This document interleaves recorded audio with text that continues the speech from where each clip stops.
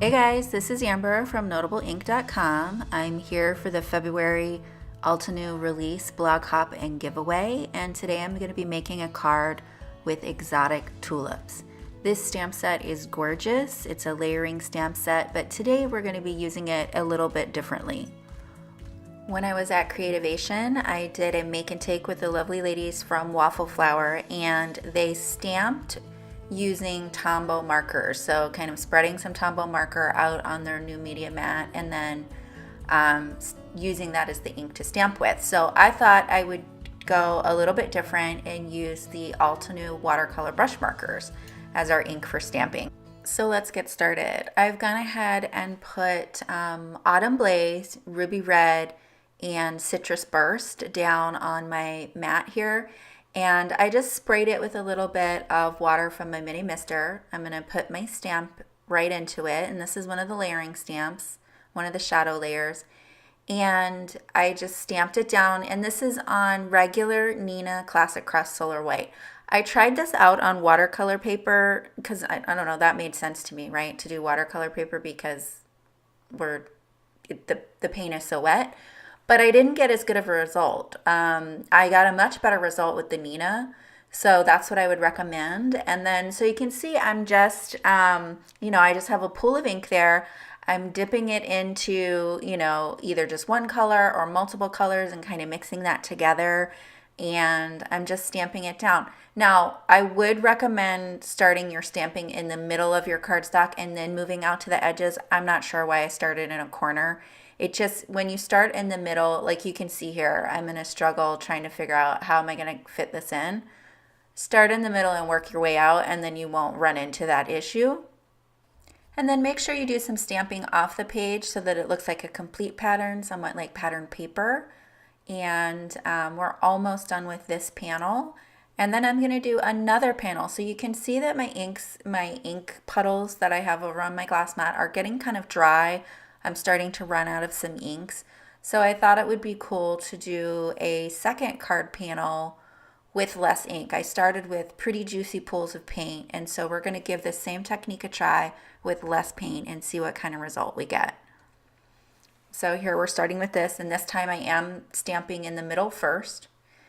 And so you can see it's a much different, it's very similar, but it's a lot different. It's more like the skeleton of the flower.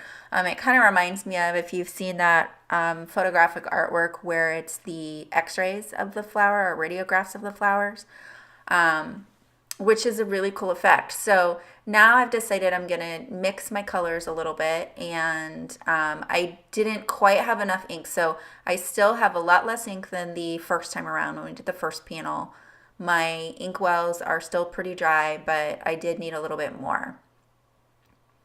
And so we'll go ahead and complete this pattern in the same way. So here you can see the two cards together. So really the only difference was the amount of ink we had down on our page. Then I decided I wanted to use the outline stamp, and I've stamped this, or I've inked it up with pink pearl, and I'm just adding the slightest outline to it. So it's a very faint outline, but it adds just a touch more structure to the flower. So even with what we have there, obviously the brain is kind of putting all the pieces together and it looks very much like a flower, but this just kind of gives it a little bit extra. So I'll complete stamping those images. And here you can see the card after stamping is completed. It was a little hard to see in that lighting, so I just froze it there. And we'll move on to the sentiment. So I had used up all my ink, so I'm just going to add some more ink to my mat here.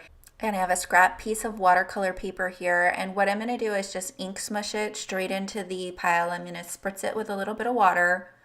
And then I'll just drop this. That was a piece you could see I was practicing on earlier. And I'm just going to drop the cardstock in there, and this is what we're going to use to die cut our sentiment. So I'm just checking to make sure that I have enough ink down for that thank you die.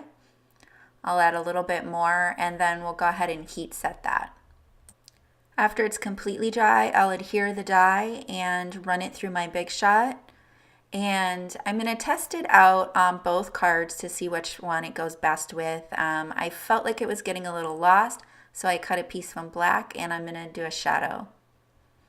So here I've decided that the Mega U stamp from Altenew would be great on this card. So I'm going to also use the thank from that. But to tie in the black to the rest of the card, I'm using some jet black ink spray and just splattering that on. I find I consistently get great results splattering if I use the ink sprays. So that is my preferred method, especially for black inks, to get it on consistently well. So I'm just going to go ahead and heat set that from both sides to try and get a little bit of the warping out of my paper. And actually, instead of stamping the U, I went ahead and die cut that with the Mega U die, and I only stamped thank right above that. So I stamped it twice to make sure that I had good coverage. And then I did 3 to 4 layers of the U die just out of black cardstock and stacked those up to get some dimension, which you can see here. So I'm just going to glue those together, and then we'll glue that to the card. I still feel like I needed a little more black on the card to tie that in and make it look more cohesive. So I'm going to trim off 1/8 of an inch from either side of my panel, and then I'm going to back it with an A2 size piece of black cardstock, which just adds a nice border and, like I said, ties in that black in one more way. For my thank you die cut, again, I backed it with a black shadow die. Same thing, I felt like I needed a little more black, so I'm just going to outline the card here just with my ruler, and I think that's an 08 micron pen. It looks like it from the tip. And this will just add a little bit more black, it'll give it a border, and I end up doing 2 lines, a thick and a thin line, all around the edges. And you can see that I still had quite a bit of pigment over there on my glass mat. So what I did is I put another piece of watercolor paper in that puddle of ink, and I cut out another thank you die from that. So then what we're going to have for our final die cut is watercolor thank you, black cardstock, and then another piece of the watercolor thank you underneath it, which you can see here. And then I just stamped dearly underneath that. So here in the close-up you can see those 3 layers to the thank you die cut.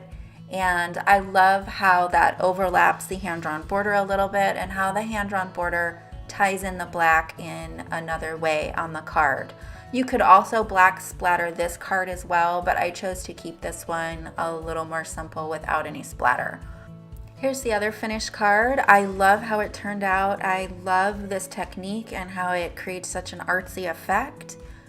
So glad that I learned this at Creativation. I hope that you enjoyed these projects today. Make sure that you follow along on the hop and visit my blog. There is a giveaway for a $15 gift certificate to Altenew. And if you comment on the other blog stops, there's also other chances for giveaways, prizes. So make sure that you follow along. You can also reach me at my Instagram and Facebook at Notable Ink. I'll make sure to link a couple of the videos as well at the end. Thank you so much for stopping by and have a great day.